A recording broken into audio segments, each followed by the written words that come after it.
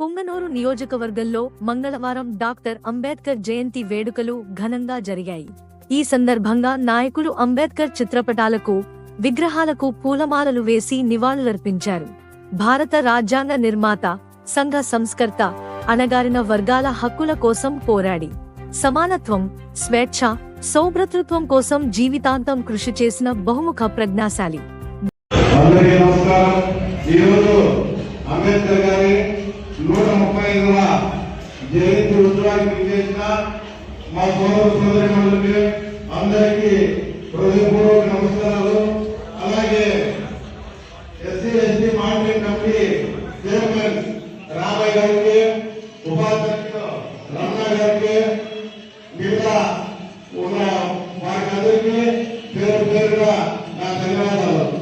ఈరోజు అంబేద్కర్ గారి 135వ జయంతి సందర్భంగా స్వేచ్ఛ, సమానత్వం, సౌభ్రతృత్వం అనేది అంబేద్కర్ గారి చిన్ననాటి నుంచి వాటికి దూరంగా ఉండి చాలా ఇబ్బందులు పడి ఆయన కుల వివక్షకి ఎక్కువ ఇబ్బంది పడ్డాడు. కాబట్టి ఆయన ఆ రోజు నుంచి ఒక స్కూల్లో వెళ్ళి ఒక చెరువుల్లో నీళ్లు తాగేదానికి కూడా వ్యవస్థ చూపించారు.